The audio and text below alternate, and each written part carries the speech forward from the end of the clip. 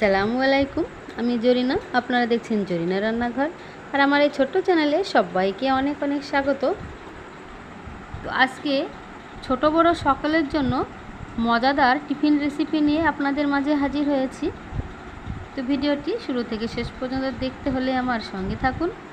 আমি প্রথমে একটি কড়াই বসিয়ে দিয়েছি উনুনের উপরে। তো ওখানে 1 কাপ চিনি নিয়ে নিলাম। আর এখানে একটি নারকেলের অর্ধেক নারকেল আমি কুড়ে নিয়েছি। তো নারকেল কোড়া চিনির মধ্যে দিয়ে দিলাম। এবারে আমি ভালোভাবে 5 থেকে 6 মিনিট এইভাবে নেড়ে চেড়ে একটি পুর বানিয়ে নেব। তো এইভাবে অনবরত নাড়তে হবে। এটা মিডিয়াম ফ্লেমে রান্না করে নিতে হবে, না হলে লেগে যেতে পারে। তো আমি এখন 5 মিনিট পর ফিরে আসলাম। আরও 2 মিনিট পর এবার এসে আপনাদের দেখিয়ে দিচ্ছি পুর রেডি। এবার আমি একটি প্লেটে নামিয়ে নিলাম। আবারও আমি উনুনে কড়াই বসিয়ে দিয়েছি। আর কড়াইয়ে দিয়ে দিলাম 1 বাটি সুজি আমি শুকনো কড়াইয়ে ভেজে নেব। ঘি তেল ছাড়াই এটাকে ভেজে নিতে হবে। তো শুকনো কড়াইয়ে এভাবে আমি 1 মিনিট নেড়ে চেড়ে ভেজে নেব।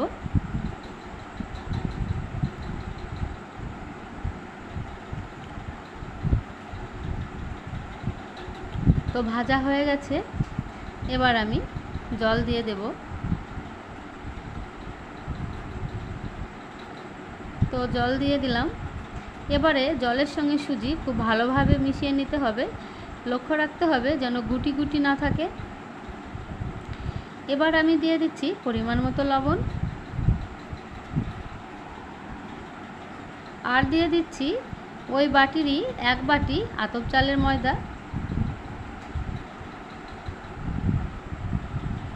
এবারে আমি ভালোভাবে মিশিয়ে নেব এবং এইভাবে মাখতে মাখতে একটি ডো তৈরি করে নেব। তো ডো তৈরি করা হয়ে গেছে। এখন আমি একটা প্লেটে নামিয়ে নিয়েছি এবং 10 মিনিট ঠান্ডা করতে রেখে দিয়েছিলাম।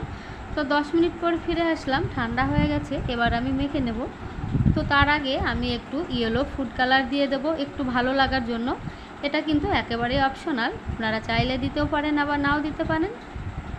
এবারে আমি ভালোভাবে মিশিয়ে এটাকে আবারও মাখিয়ে নেব। তো মাখা হয়ে গেছে। আমি এইভাবে খুব ভালোভাবে মেখে নিয়েছিলাম। মাখা হয়ে গেছে। এখন আমি হাত পরিষ্কার করে দুই হাতে সাদা তেল মাখিয়ে নিলাম। আর এইভাবে গোল গোল করে নিয়ে একটু বাটির আকার করে নিলাম। তারপরে এর মধ্যে নারকেলের পুর দিয়ে দিলাম।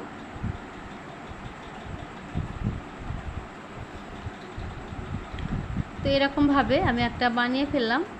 আমি লম্বা করে বানিয়েছি, আপনারা চাইলে লম্বা কিংবা গোল যে কোনো একটা করতে পারেন।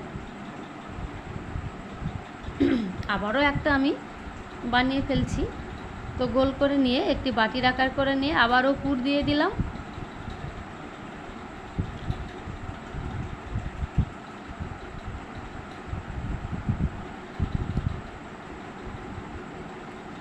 তো এইভাবে আমি সবগুলো বানিয়ে ফেলব।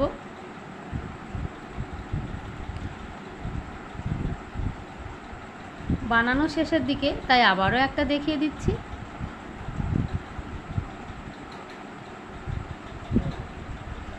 তো একইভাবে সবগুলো আমি বানিয়ে নিয়েছি।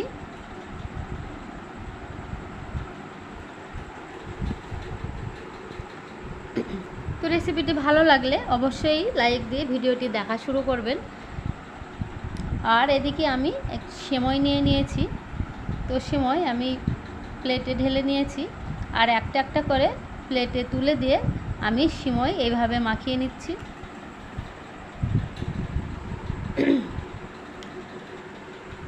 সবগুলোকে এইভাবে আমি সেমাই মাখিয়ে নেব।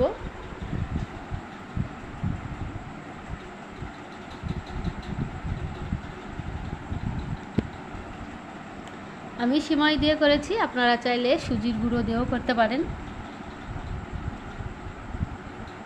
তো এইভাবে আমি সবগুলো বানিয়ে নিয়েছি। এখন আমি কড়াইয়ে তেল দিয়ে দিয়েছি। তো তেল গরম হয়ে গেছে। তেল আমি প্রথমে খুব কড়া করে গরম করে নিয়েছি, তারপরে এগুলো দেওয়ার পরে আমি কিন্তু মিডিয়াম ফ্লেমে ভেজে নেব।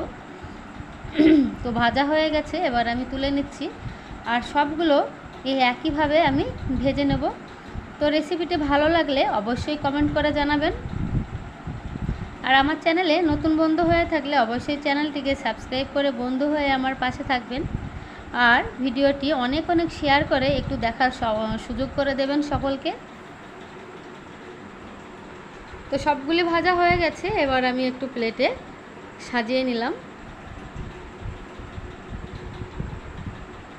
তো রেসিপিটি কেমন লাগলো অবশ্যই কমেন্ট করে জানাবেন। আর অবশ্যই বানিয়ে ছোট বড় সকলকে খাইয়ে আনন্দ উপভোগ করবেন।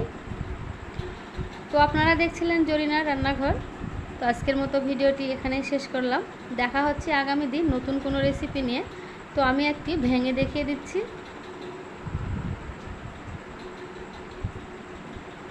ভিতরটি একদম ফাঁপা, তার মানে দারুণ ভাজা হয়েছে। আর এই রেসিপিটি খেতে কিন্তু ভীষণ ভালো লেগেছিল। বাড়ির সবাই খেয়ে কিন্তু আমার অনেক প্রশংসা করেছে।